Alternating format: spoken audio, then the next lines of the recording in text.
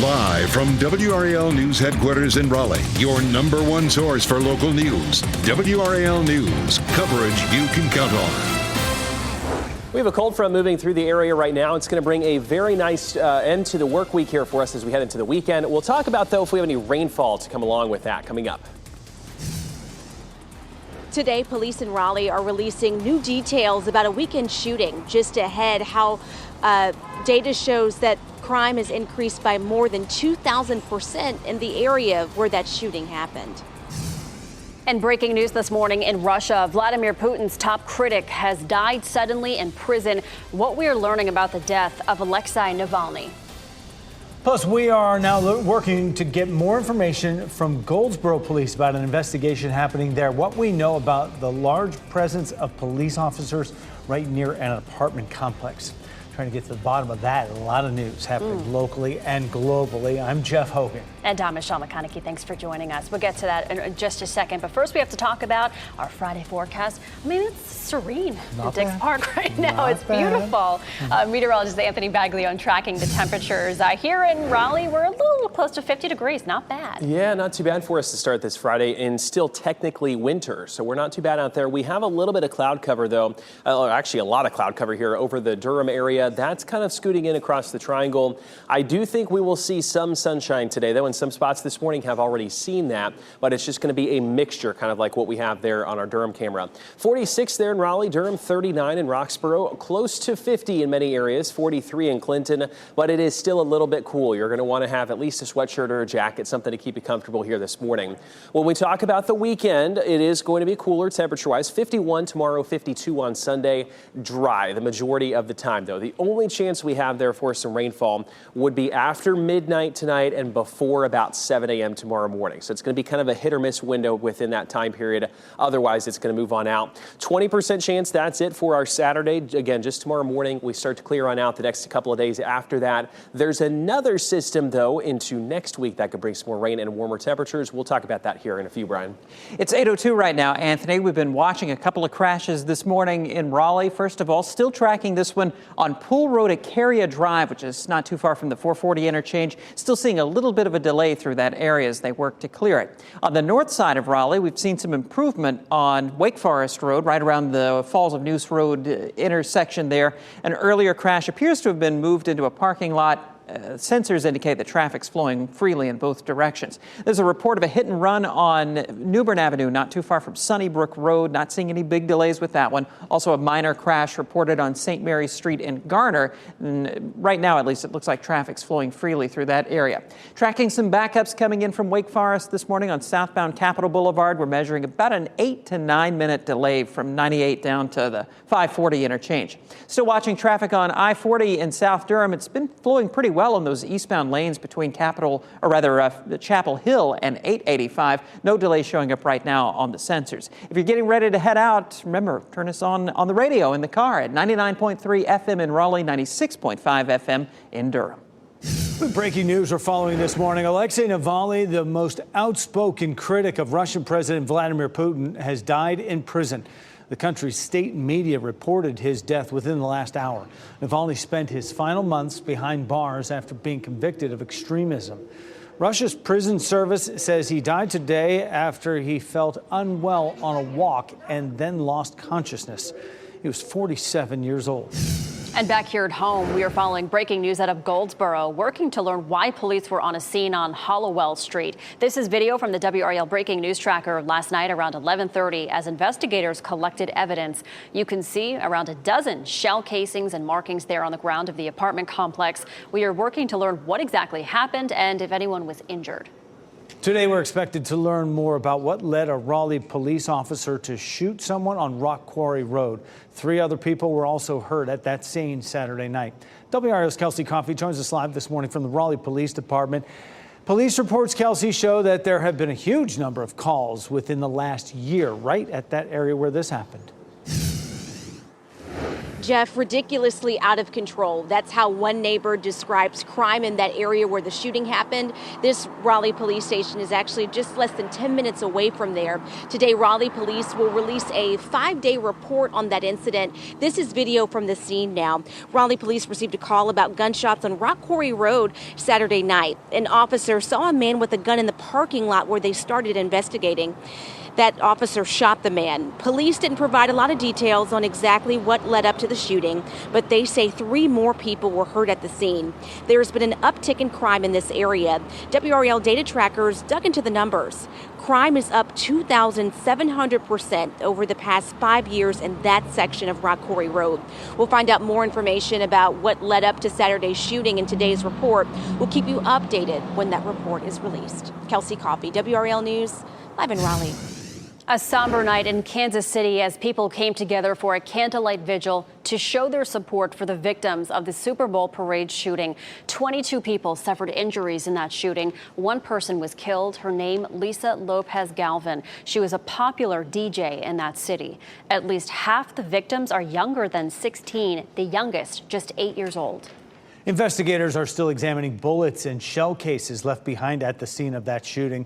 They believe the shooting started with a fight, and we know that 2 teenagers are in custody, but as of this morning, no charges have been filed.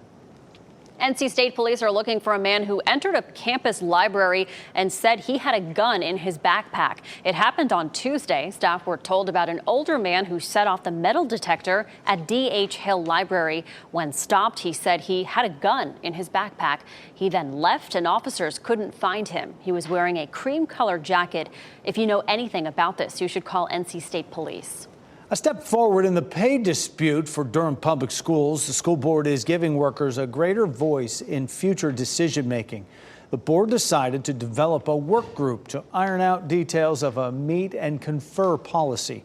This will include board members and administration, members of the Durham Association of Educators, and some not represented by that organization. The board pressed the DAE on its sick-outs over pay, leading to several days of canceled classes. The DAE say they did not coordinate the most recent protests. This policy that's being presented and the collaboration on this policy being presented can help reinforce for workers that are willing to come to the table and not the ones that choose to not participate in the conversation. Transportation support staff were supposed to speak at this work session, but they walked out midway through, claiming that DAE doesn't represent them. Members will be appointed to the work group February 22nd. Students at Holly Ridge Middle School saw a heavier police presence on campus Thursday after a voicemail threat was made against the school. Nobody was hurt. The message was left on the school's main line. The Holly Springs Police Department is investigating. A juvenile is in custody after a school resource officer found a gun in the parking lot of Douglas Byrd High School. The Cumberland County Sheriff's Office tells us this was the weapon they found in that car at the school. Staff reported someone sleeping in that car yesterday, and when the SRO approached, he noticed a gun in the pocket of the person. Turns out the person was under 18. A petition has been filed and charging them with possession of a firearm on school campus. Happening today, we'll learn more about a new battery manufacturing facility in Morrisville. Forge Battery is holding a town hall to announce the plans. It'll include an overview of the timeline and the number of jobs it'll create. The town hall will begin at 10 a.m. at Wake Technical Community College's RTP campus. Early voting for the March 5th primary is underway. You can cast your vote early until March 2nd. There have been some changes to voting laws since the last time people cast their ballots, and be sure you have your driver's license with you or another form of photo ID. If you're voting absentee by mail, you must include a photocopy of your ID or explain why you don't have one. Also, you'll probably see more partisan poll watchers in the voting area. They are allowed to move around more than they used to. And we also have all the information you need to know before you head to the polls. Visit WRAL.com or our mobile app to find the WRAL voting guide. And there you can find polling locations, times, and a sample ballot for you. Coming up, filling a critical need in war-torn Gaza, how a small factory is stepping up to help parents of small children. Plus, a new international competition is in the works. It encourages athletes to use banned substances. tell you how organizers plan to lure people to take part in these enhanced games. And we are watching a fairly calm forecast as we head through today. A chance of some light rainfall, though, into tonight and tomorrow. We're going to walk through this specifically on Futurecast and help you plan out the weekend here right after this break.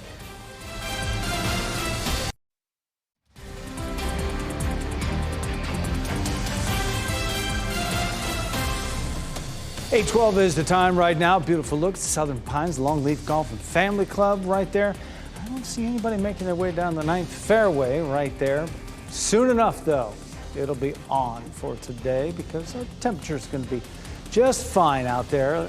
Anthony Baglione is in the WRAL Severe Weather Center right now. Different kind of view behind you there. Maybe some boating later. Yeah, a little cloudy out there for us right now. But I think as far as temperatures, Jeff, you mentioned, we are going to start to warm up through the day itself. I think people likely will head out to the golf course. Maybe it's still a little cold here for the water, but nonetheless, it is very still. Maybe you're going fishing. First of all, that sounds like a nice relaxing afternoon. We look at the clouds, though. They will stick with us here in a large part through the day. I do think, though, like we've seen here over the past hour or so, we'll still get some sun peeking through. Not straight sunny, not straight cloudy for us. It's kind of that in between that we're going for today. 46 is where we currently sit. Raleigh, Durham, 45 in Goldsboro, and Rocky Mount, 41 in Roxboro. Everyone is still a bit chilly here this morning. We're about 10 to 15 degrees warmer, though, than where we were this time yesterday. What that's saying is we have a slightly milder air mass in place, and then it's going to go back down here as we head into the weekend. So whatever you're planning to do today, if you need to take the dogs out for a walk, 57 at noon. We're at 58 by the time we get closer to 1.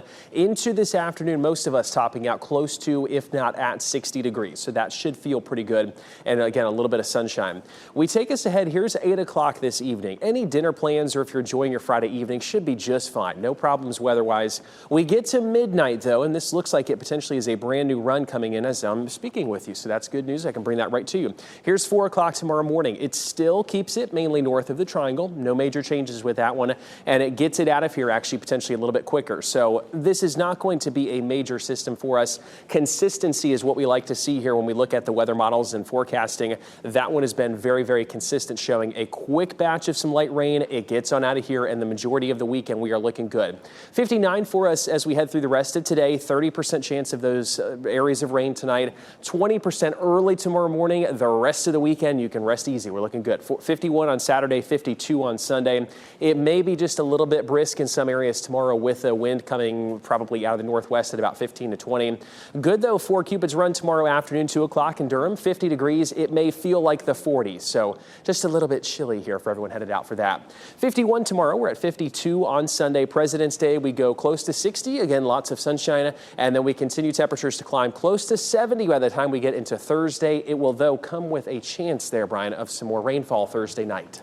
Anthony, here at 8:15, some good news. That earlier crash on Pool Road near 440 appears to be largely cleared at this point. I'm not seeing any delays with that. A few lingering problems around Raleigh with a few crashes reported, but as far as we can tell on the sensors, they're not causing any big problems. And with our latest live update of those sensors, those backups we've been tracking coming in from Wake Forest also have disappeared. So traffic's flowing pretty freely out there in Wake County. Maybe a little bit of brake tapping on 40 westbound just before the US 1 interchange heading into Cary.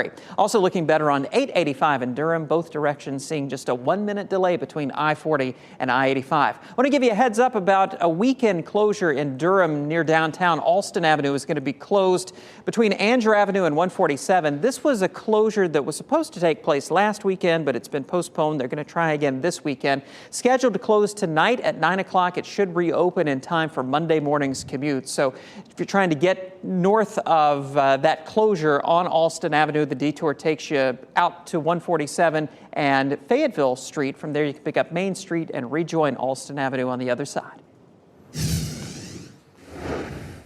Right now in the WRAL Live Center, we are tracking reaction to the big international story of the morning, the sudden death of Russian opposition leader Alexei Navalny in a Russian prison. Now, Ukraine's President Volodymyr Zelensky has said it is quite obvious quote, that Vladimir Putin was directly behind the death of Navalny. He's speaking in Germany. The Ukrainian leader says the Russian president does not care who dies so long as his position at the head of the state is secure.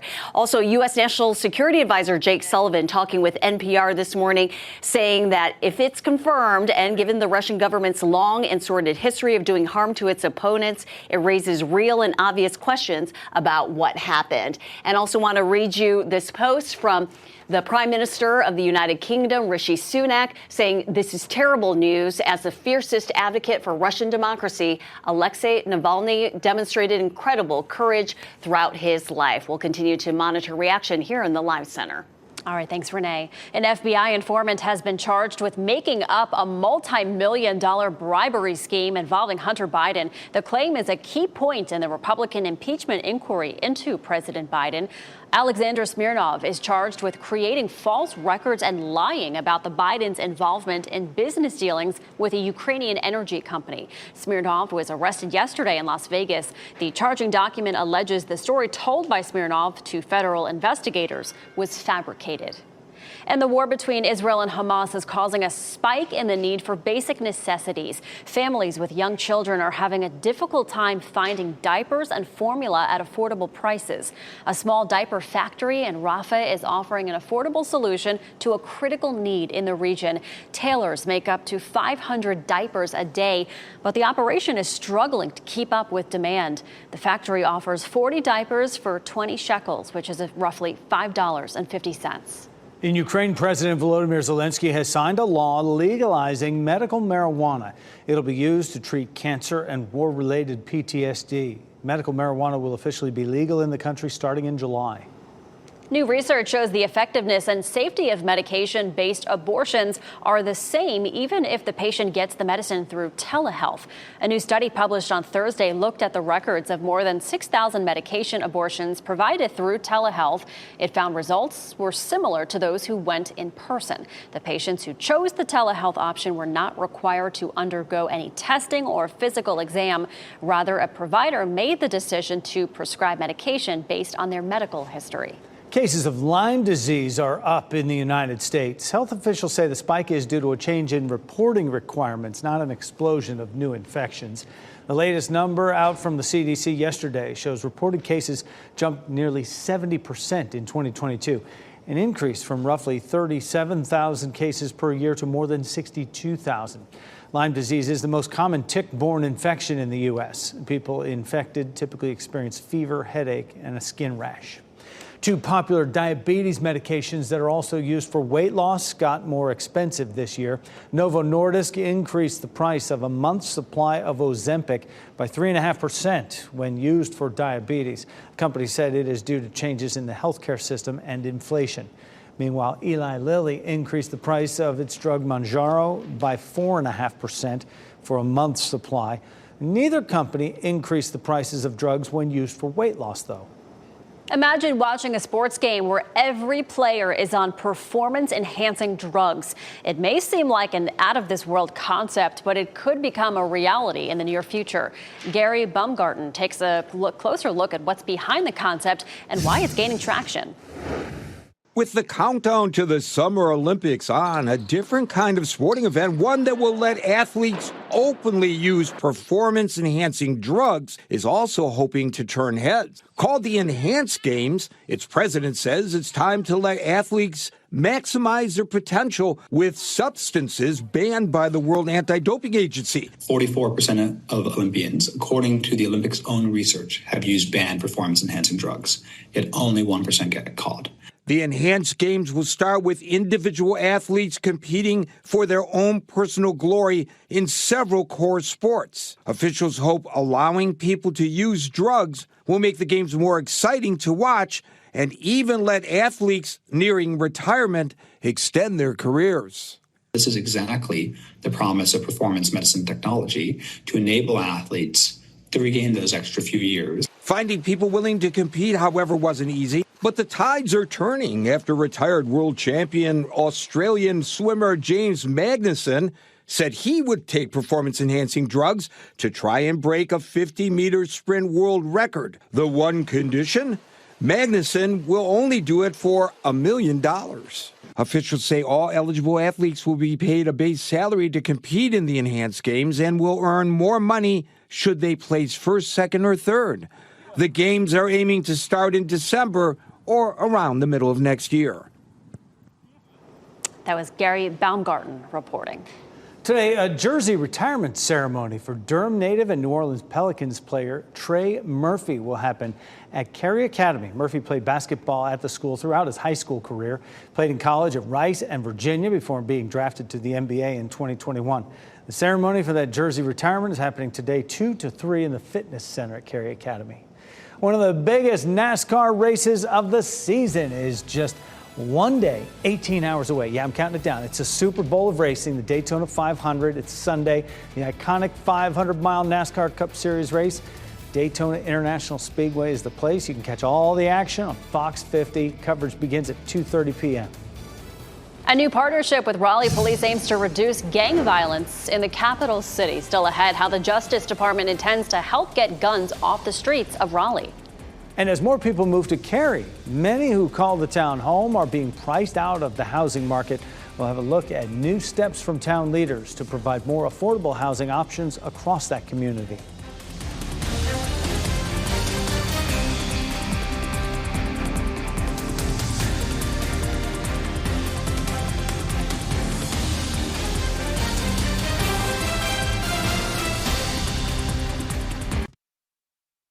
As you get into your car, tune to WRAL News Plus on your radio. In Raleigh on 99.3 FM. In Durham, 96.5 FM. And everywhere on 101.5 HD3. Good morning and happy Friday. Time now is 8:26. I'm Michelle McConaughey. We are starting off a little warmer today than we were yesterday. Meteorologist Anthony Baglione has the forecast for today and our weekend. Anthony. Yeah, a little bit warmer than where we were this time yesterday, but it's a little bit deceptive because we hit 69 degrees as a high temperature yesterday. We are not going to be that warm into the afternoon, but our morning is starting off a little bit warmer. Or let's say 5 to 15 degrees warmer than where we were this time yesterday. What that translates to here, 46 in Raleigh, 46 in Durham. The actual air temperature 47 in Fayetteville. Really not much of a wind chill factor this morning. The winds are fairly calm for us and they should stay that way. We're at 59 this afternoon, 50s through the weekend, and then a stray chance of a shower, Brian, as we head into late tonight. Anthony, I'm watching a few minor crashes around Raleigh this morning, but I've taken a look at the sensor data with these, and I'm not seeing any significant backup. So that's some good news. And overall, our traffic volume's very light around the triangle with no big problem showing up anywhere in Wake, Durham, or Orange County. Take you out toward the airport. That's I-40 at Airport Boulevard. Traffic's flowing freely out there. Coming in from Raleigh on westbound I-40, no delays from Wade Avenue to the airport exits. 540 westbound's all clear through the north side of Raleigh. And if you're leaving Chapel Hill heading through South Durham out toward the airport on 40 eastbound, no delays out to Airport Boulevard. Thanks, Brian. Today we're expecting Raleigh police to release the 5-day report on a shooting on Rock Quarry Road. Police say they responded to a shots fired call around 10:30 Saturday night. We know an officer shot a man and 3 other people were also hurt. The man was taken to the hospital. It's unclear how the 3 others were injured. Next on Fox 50, why NC State is being forced to reopen its investigation into Poe Hall. And coming up next on Today, celebrating the 40th anniversary of Footloose.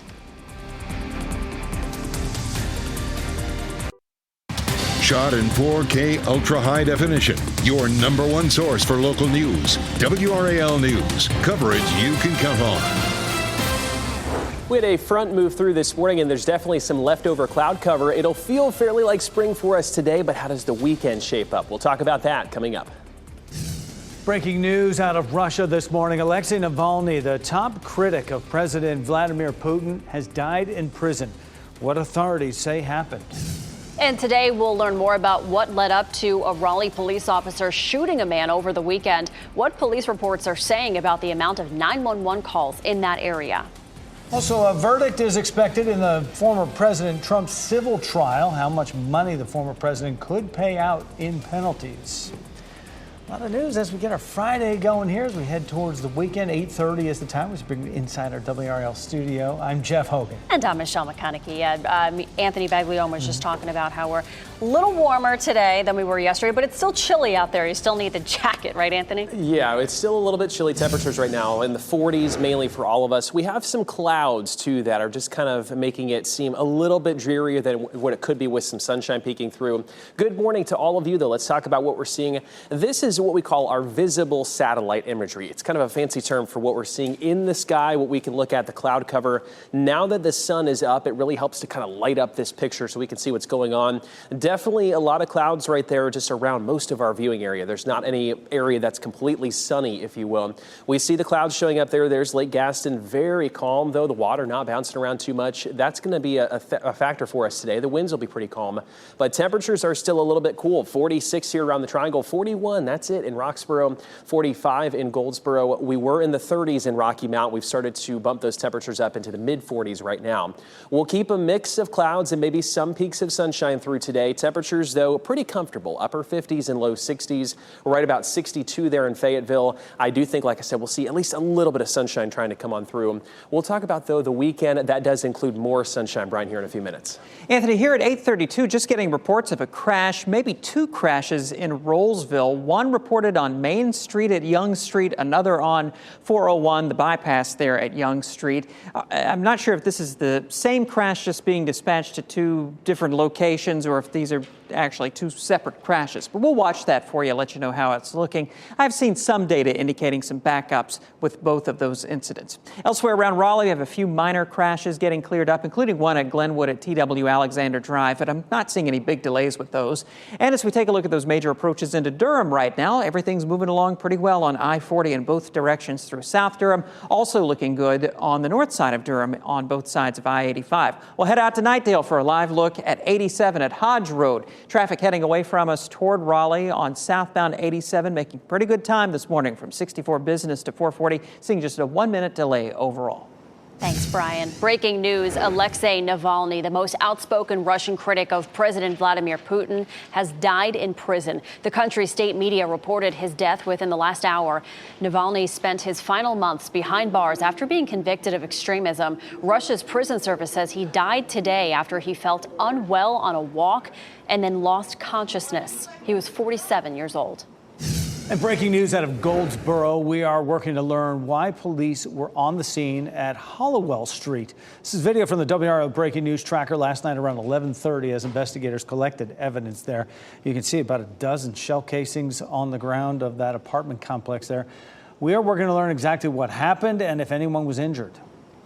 Today, the Raleigh Police Department is expected to release their 5-day report on Saturday night's shooting on Rock Quarry Road. We know that an officer shot a man and 3 others were hurt. As WRAL's Kelsey Coffey explains, police reports show there have been a lot of calls for service in that particular area.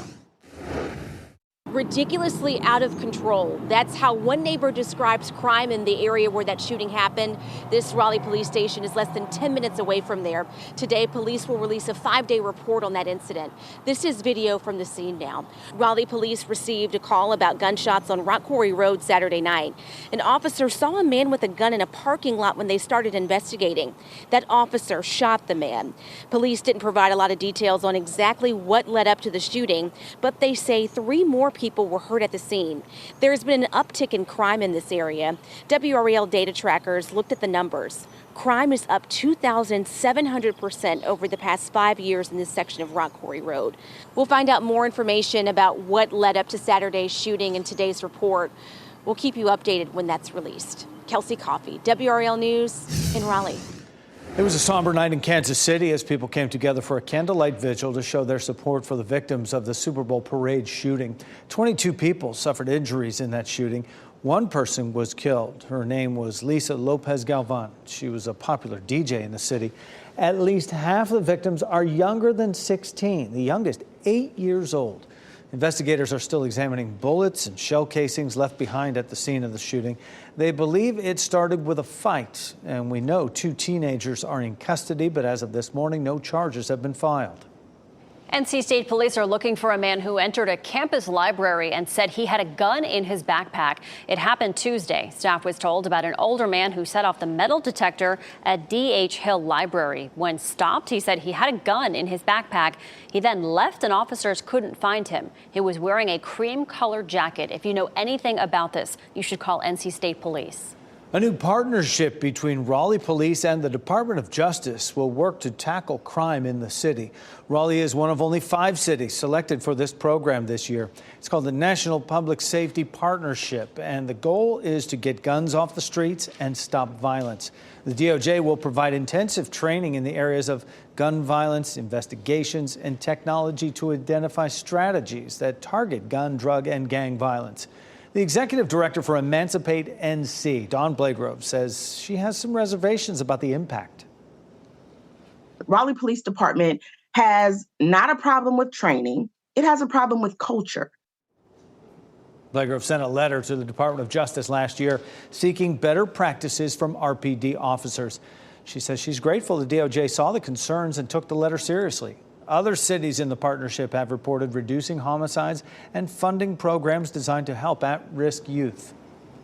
The Durham Public School Board is giving workers a greater voice in future decision-making. The board decided to develop a work group to iron out details of a meet and confer policy. This will include school board members, administration, members of the Durham Association of Educators, and some not represented by that organization. The board pressed the DAE on their sick-outs over pay, leading to multiple days of canceled classes. Transportation support staff were supposed to speak at this work session, but walked out midway through, claiming the DAE does not represent them. Members will be appointed to the work group on February 22nd. NC State is restarting its investigation into Poe Hall. Last week, 500 Side reported the university was no longer participating in a free, independent health investigation involving the discovery of PCBs in Poe Hall. We confirmed with the CDC the university asked for that investigation to be restarted. It'll look into a possible connection between PCBs and serious illnesses among people who spent time in that building. This morning, Fulton County District Attorney Fani Willis is expected to take the witness stand again in a misconduct hearing. Willis is the prosecutor overseeing the election interference case against Donald Trump in Georgia. The hearing focuses on her relationship with Nathan Wade, the prosecutor that she hired to lead the case. Former President Trump's attorneys argue that Willis should be disqualified and removed from the case, accusing her of benefiting financially from her relationship with Wade. Also today, a verdict is expected in former President Donald Trump's civil fraud trial.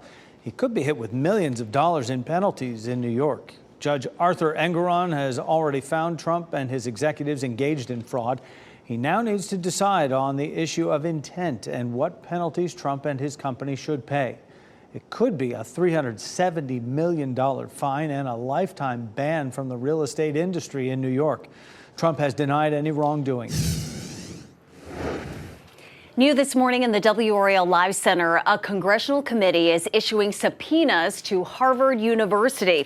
The committee is investigating anti-Semitism on campus, and it wants the Ivy League school to turn over documents lawmakers are seeking. This marks the first time this particular committee has ever issued a subpoena since it was founded in 1867. Representative Virginia Fox of North Carolina, she's the Republican chairwoman of the House Education Workforce Committee. She claims the university is obstructing the committee's investigation. In a statement this morning, she says, "It is my hope that these subpoenas serve as a wake-up call to Harvard that Congress will not tolerate anti-Semitic hate in its classrooms or on campus." 3 different Harvard officials are being subpoenaed, including Harvard's interim president, and the subpoenas order those officials to turn over those documents by March 4th. Thanks, Renee. The town of Cary is putting together a new program to help people who are forced out of their homes by redevelopment. Chatham Estates is one of those neighborhoods. 100 families are in danger of being displaced when the mobile home community is sold. Right now, the town is working with the nonprofit group Dorcas Ministries to create Stable Homes Cary. The program would cover the cost of relocating people when there's large-scale redevelopment. It would also expand services to help people find affordable housing and work toward becoming homeowners. A controversial permission slip is drawing sharp criticism. Why some teachers in Florida say they're having trouble navigating Ron DeSantis' Stop Woke Act during Black History Month. Plus, it's pretty clear that this wasn't the way one woman hoped her Valentine's Day would end. How police used a cuddly costume, though, to make this collar.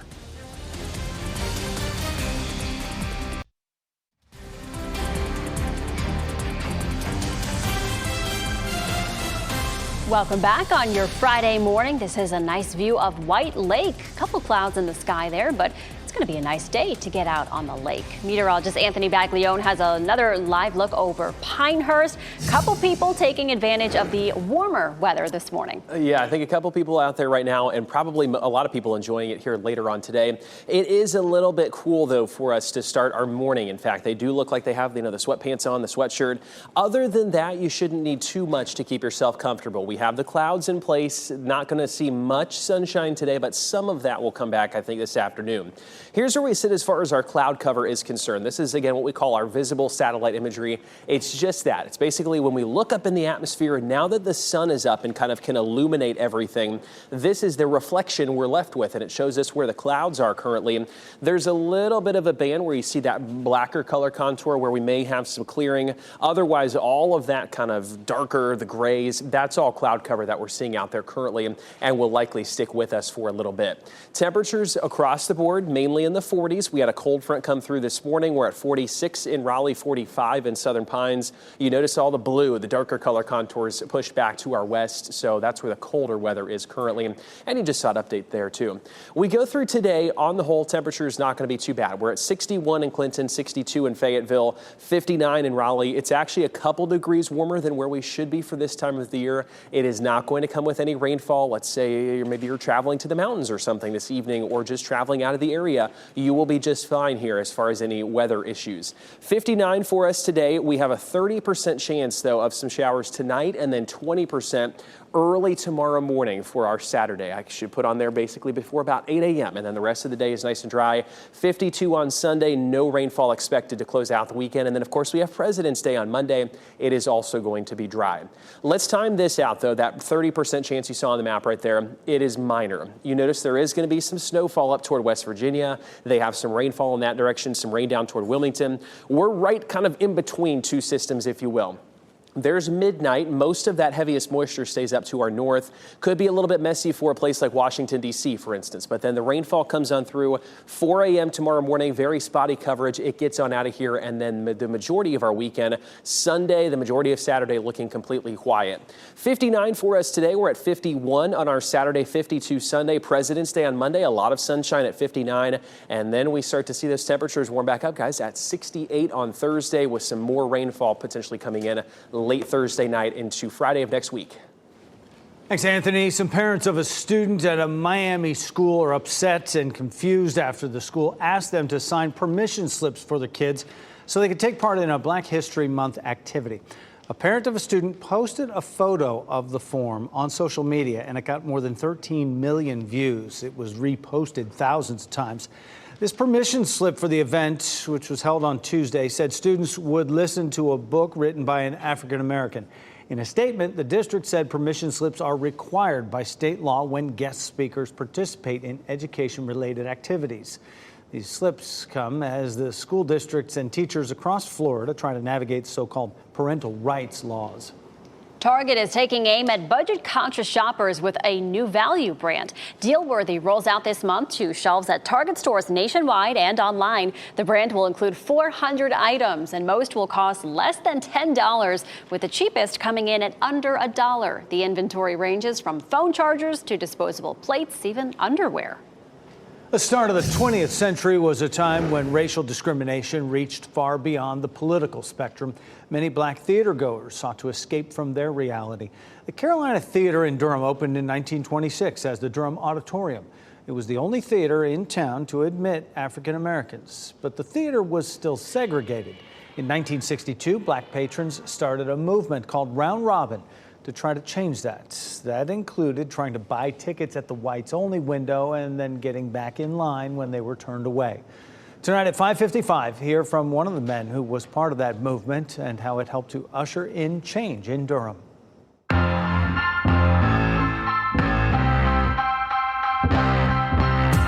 From an undie run for a good cause to an iconic rock group's return to PNC Arena, there's a lot to do this weekend in the Triangle. There is. Let's start with the Raleigh Home Show, though, Jeff. The Home Show returns to the Raleigh Convention Center this weekend. Special guest Clint Hart from Magnolia Network's Restoration Road will be there. The show opens this morning at 10 and it runs through Sunday. Tickets are $12 for adults and free for children under 13. I love this. Cupid's Undie Run kicks off Saturday at Motorco Music Hall with drinking and dancing, and proceeds support those affected by NF, a group of genetic conditions that cause tumors to grow on nerves throughout the body. And then tomorrow night, Journey will perform at PNC Arena. It's part of the legendary rock band's 30-city tour across North America for the band's 50th anniversary Freedom Tour. Toto, by the way, is the opening act. Oh, it's going to be awesome. The Met Gala is just 3 months away, and we are learning more about this year's event. Zendaya, Jennifer Lopez, Bad Bunny, and Chris Hemsworth are co-chairing the red carpet event with Vogue's Anna Wintour on May 6th. The Vogue announced on Instagram that the dress code for this year is the Garden of Time. Officials say they're expecting attendees will be inspired to wear fairy tale-like outfits, including moody florals. I can't wait. It's going to be beautiful. Disney is also reviving an iconic 90s cartoon. To me, my X-Men. X-Men 97 is a direct sequel to the beloved X-Men the Animated Series. The show ran for 5 seasons from 1992 to 1997. X-Men 97 series picks up where the finale left off. The voiceover cast includes veterans of the original show and newcomers. It'll start streaming on Disney Plus March 20th. It's part of a big year for the X-Men with Deadpool and Wolverine coming out in theaters this summer. In more entertainment news, Jennifer Lopez makes an announcement. A billion-dollar movie franchise is being turned into tourist attractions and more. Here's Ashley Dvorkin with all the latest in the Hollywood Nation. Saying goodbyes. Saying hello. John Wick heads to Sin City, the Hargreaves return, and J-Lo sets her summer plans in the Hollywood Nation. You know I can't get enough. Jennifer Lopez hits the road this summer for her This Is Me Now, the tour. The 34-city trek kicking off in Orlando, Florida, June 26th, marks Lopez's return to the touring stage after a 5-year break following her 2019 tour. She will perform her hits as well as songs off her new album, This Is Me Now.